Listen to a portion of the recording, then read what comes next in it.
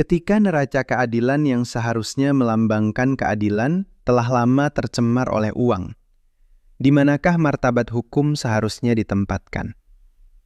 Hakim Li Han-ying, seorang pria yang mengenakan jubah hukum, namun oleh dunia luar dicemooh sebagai budak keluarga mertua, kini menghadapi sebuah persidangan yang menentukan hidup dan mati 24 orang muda.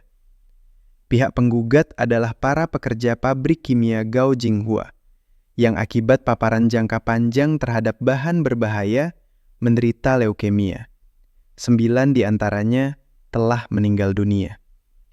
Namun, melalui arahan Li Han-ying yang penuh perhitungan, arah persidangan sepenuhnya menyimpang dari kebenaran.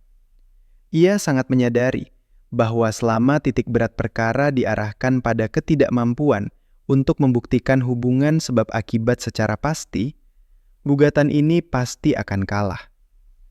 Tepat sehari sebelum persidangan, ayah mertuanya, yang juga merupakan perwakilan firma hukum Haina, memberikan instruksi secara ringan agar pihak penggugat dimenangkan sebagian, dengan pemberian ganti rugi dalam jumlah kecil, demi meredam opini publik.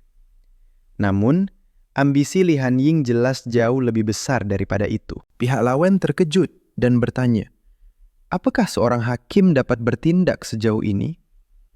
Jawaban Li Han-ying terdengar dingin, namun penuh keyakinan. Tak lama kemudian, putusan pun dijatuhkan. Ketika Li Han-ying membacakan amar putusan dengan wajah tanpa ekspresi, dunia para keluarga korban seketika runtuh.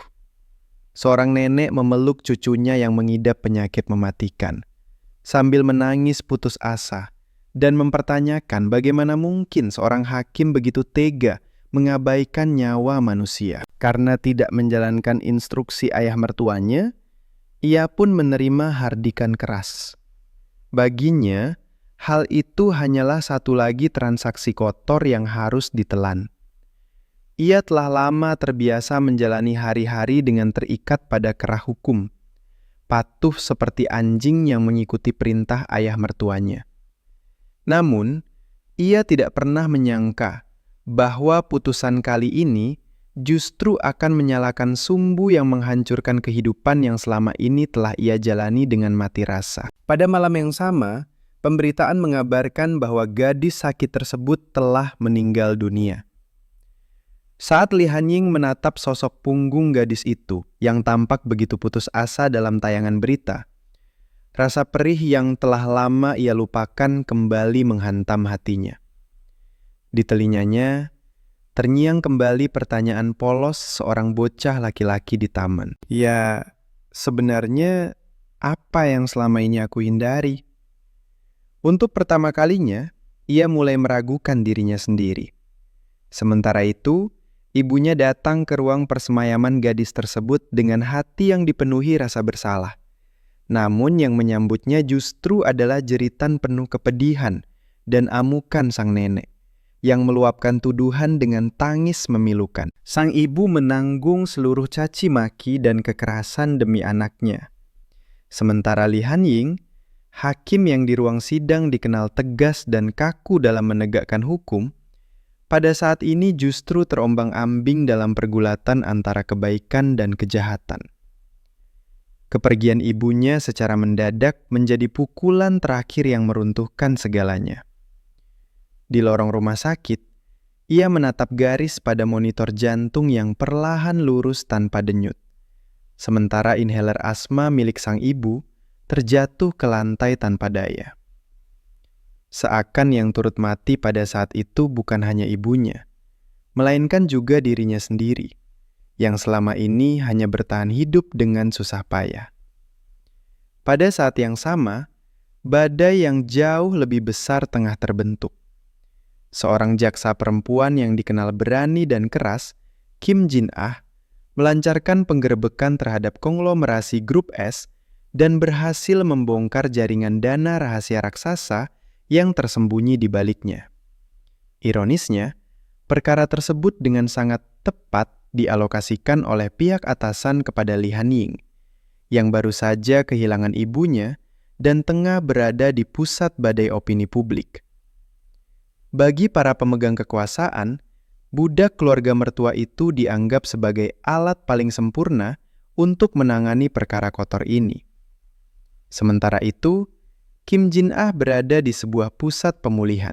Tanpa sedikitpun basa-basi, ia secara terbuka menyatakan perang terhadapnya, memperingatkan bahwa kali ini perkara tersebut harus ditangani sesuai hukum.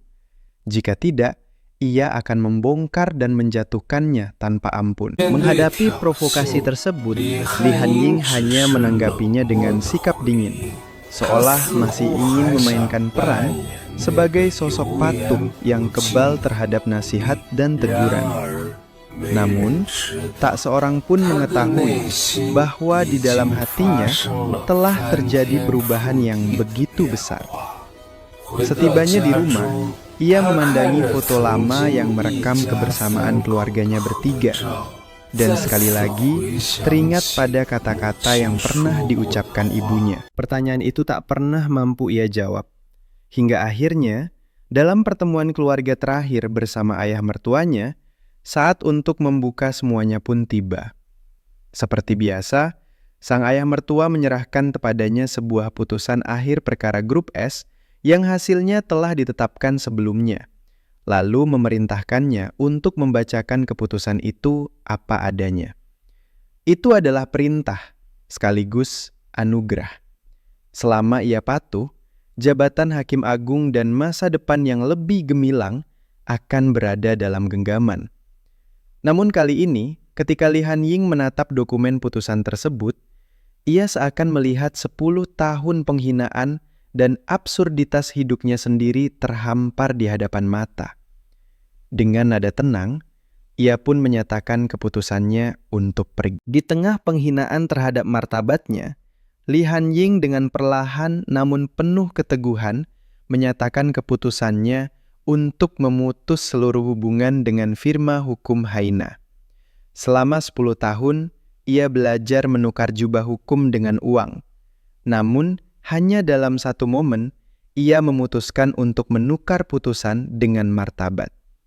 Pada hari penjatuhan putusan akhir perkara Grup S, suasana di dalam dan di luar ruang sidang dipenuhi arus bawah yang tegang. Semua orang mengira ini tak lebih dari satu lagi sandiwara formalitas belaka.